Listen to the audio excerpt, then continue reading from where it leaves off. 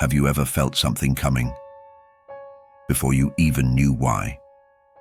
That unexplainable rush of instinct that makes your heart race and your breath catch, like standing on the edge of something inevitable.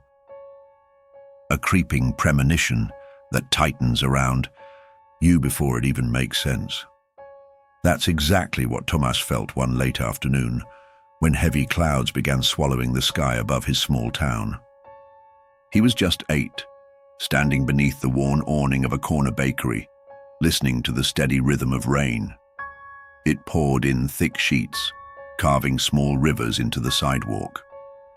Each drop hitting the ground sounded like a ticking clock, counting down to something invisible, wrapping him in a damp, cold kind of silence. Tomas was a slight boy, messy brown hair, thoughtful eyes that always seemed lost in questions too big for his age. That day, he watched people rush by with umbrellas, legs moving fast toward warm homes and dry routines. He wasn't in a hurry.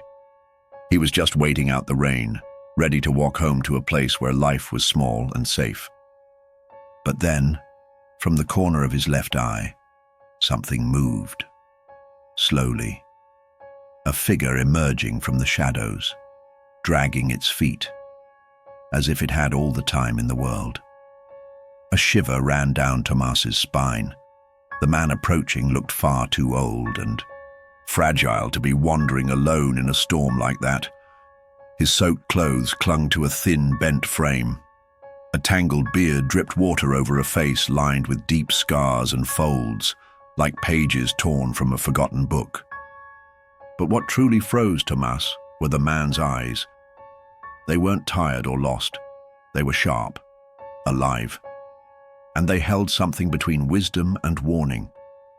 A psychological tension wrapped around Tomas, locking his feet in place as if some part of him already knew he couldn't look away. Before he could speak or run, the old man crouched to meet his eyes. His voice was low, steady, almost a whisper, but the words struck like thunder. Remember this, August 22nd, 5:42 p.m. When it's your choice to make, look to your left. The sentence hung in the air, carried by the endless sound of rain. Tomas felt a sudden pressure in his chest, like an invisible hand slowly squeezing his heart. It wasn't madness, it wasn't a joke. That message carried something real, something still hidden in the shadows of the future. He didn't answer. What could he say? Tomas just stood there, watching the man walk away, slow, deliberate, until he disappeared behind the grey curtain of rain. The boy swallowed hard. His pulse was racing. Something had just happened. Something he couldn't name, but would never forget. That afternoon and that strange, unwavering voice marked him in ways he didn't yet understand.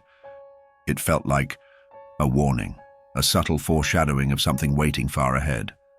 A mystery that had just begun. Years passed. Tomas grew up. He became an ordinary man with quiet regrets and modest wins, living in a small, predictable town where little ever changed. But that day never truly left him. That voice, that storm, that strange prediction whispered under a dripping awning. It was carved somewhere deep in his memory, waiting, patient, dormant. And then, one afternoon, decades later, walking the same familiar streets of his childhood, Tomas glanced at his watch without thinking. A chill crept up his spine. 5:41 p.m. And the date, August 22nd, he stopped cold. A cold sweat ran down his neck.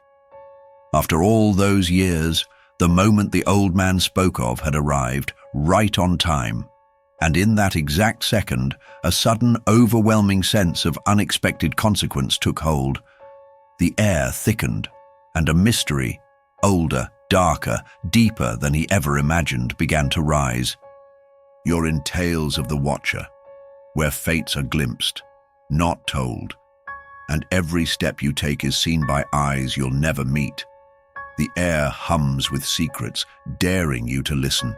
Stick around, subscribe for the journey, and in today's story, after that strange afternoon under the bakery awning, Tomas returned home carrying a tight, uneasy feeling in his chest, something he couldn't quite name. In the weeks that followed, the image of the old man wouldn't leave him. It echoed in his mind, like a voice repeating in a dark hallway. At night, lying in bed, he'd watch the shadows of trees sway beyond his bedroom window and wonder if it had all just been a child's imagination. But the world kept offering small, quiet hints that said otherwise. A broken wall clock that always froze at 5:42 p.m., a grocery receipt totaling exactly $22 or his old kitchen radio suddenly locking onto a static-filled station ending in 2242. They were subtle, easy to dismiss, but to Tomas, they meant something, and that something was watching. He grew up in that quiet American town, in a weathered pale blue house with a modest yard and a screen door that always creaked. During his teenage years, Tomas spent long hours alone, buried in books, consumed by thoughts he never shared, always observant, always analyzing. One afternoon at 16, he was helping organize books in the school library when a yellowed envelope slipped from the top of a dusty shelf. Curious, he opened it. Inside, a note in faded ink read, "Watch the left." A chill ran through him. He looked over his shoulder, and just in time. A heavy bookcase was beginning to tip. He leapt to the right, and it crashed down exactly where he'd been standing. Coincidence? Maybe. But something about it felt deliberate. The years rolled on, and so did his questions. Tomas became a history teacher at a local high school, respected, thoughtful, and deeply introspective. He lived alone in an aging apartment complex where the floorboards creaked like whispers, and the smell of old wood lingered in every corner. At night, the faint ticking of the living room clock filled the silence, steady, comforting, but on certain days, without warning, the clock would stop, always at 5:42, and always on days when Tomas had almost forgotten what that time meant. Each time it happened, the air in the room grew heavier, as if something was reminding him, not yet. One Sunday morning, while strolling through a flea market crowded with vintage trinkets, coffee steam, and the scent of old varnish, Tomas stopped at a cardboard box beneath a vendor's table. A silver pocket watch glinted inside. Drawn to it, he picked it up and flipped it open. The hands, 5:42, frozen. His stomach dropped. He asked the vendor where it came from, but the man just shrugged. "Belonged to someone who left something unfinished," he said before turning away. That tension, the one that had followed Tomas since childhood, tightened again. It wasn't just a number, it was a signal, a thread. As the patterns became undeniable, Tomas began to accept that his life might be part of something larger, guided by signs only he could see. At 30, long accustomed to the quiet ironies of fate, he found a torn photo on his apartment floor. He hadn't dropped it, hadn't seen it before, but he recognized the place in the image instantly. Welling Square, East Corner.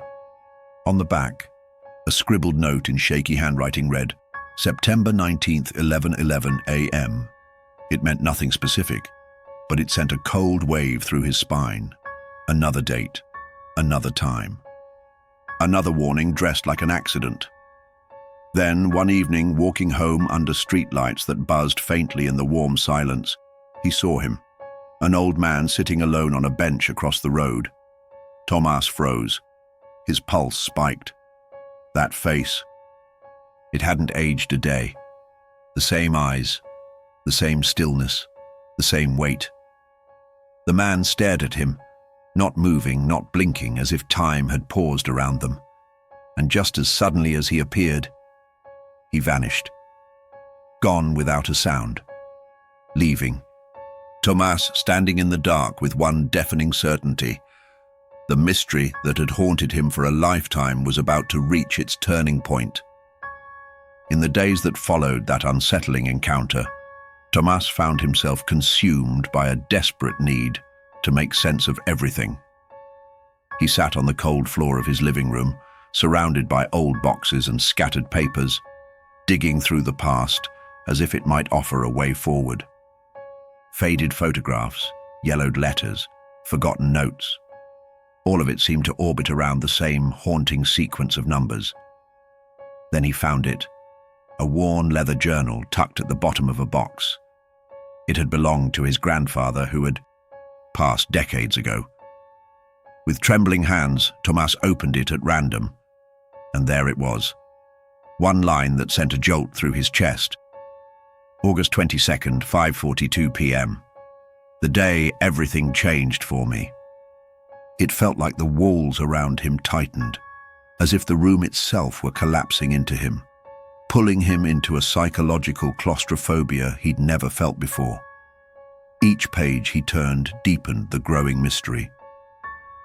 His grandfather described strange, recurring moments, ones that mirrored what Tomás was now experiencing. Notes that appeared out of nowhere. Strangers who seemed to know too much. Coincidences that stretched beyond logic. And then, buried in the final pages, a sentence that shattered every certainty he thought he had. I finally understand. Looking to the left isn't always about direction. Sometimes it's the only way to see what's been hidden in plain sight. The words hit him like a wave. If the message wasn't literal, then what exactly was he supposed to be looking for? That night, unable to sleep and feeling more unmoored than ever, Tomás left his apartment and wandered through the quiet streets of town. The pavement was damp beneath his feet, his steps echoing off the buildings in eerie solitude.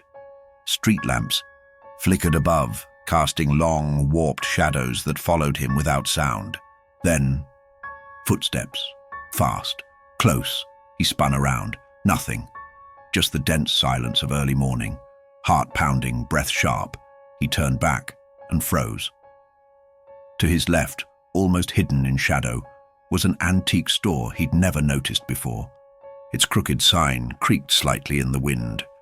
In the window, beneath a layer of dust, a clock sat quietly, stuck at 5:42. His chest tightened. Somehow, he knew. This was it. The exact point where past and present collided, ready to unveil a secret that had waited his whole life to be seen. Tomás took a deep breath, summoning every ounce of courage as he stepped across the threshold of the old, forgotten store. His pulse thudded in his neck as adrenaline coursed through his veins. The heavy wooden door groaned open with a long, mournful creak that echoed like a warning inside the dimly lit space. Each step deeper into the store revealed shelves stacked with dust-covered relics, their shapes casting eerie shadows, like silent figures waiting to wake.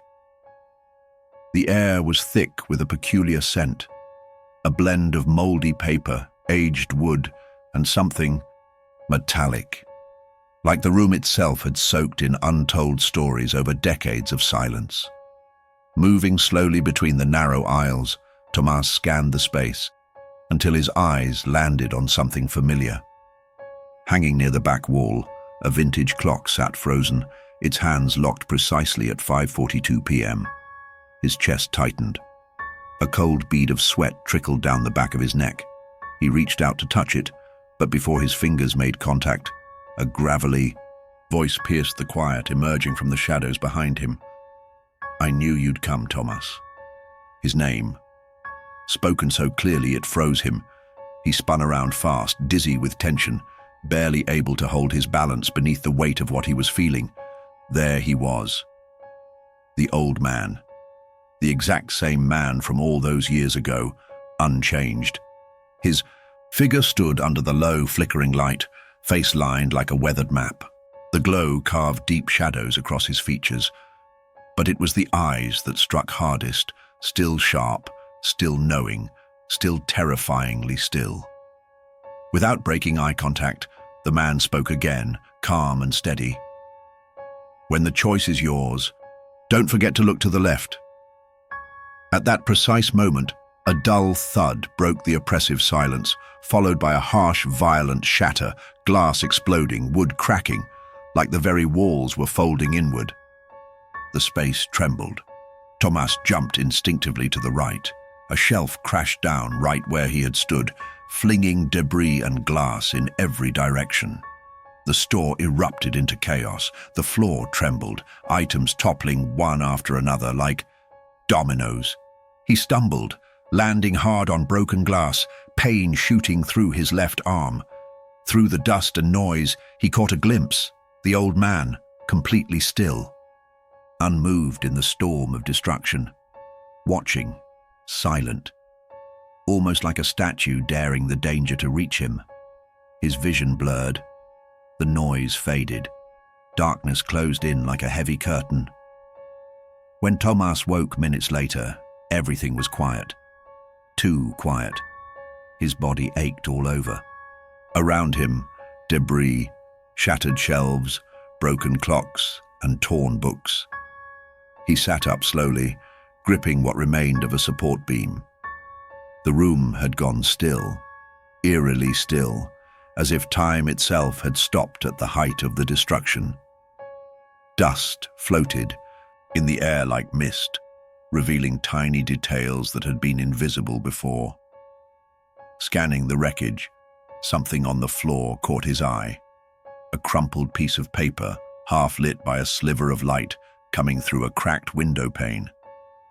His fingers shook as he unfolded it. The message inside was hurried, the handwriting uneven and jagged. "It's your turn now.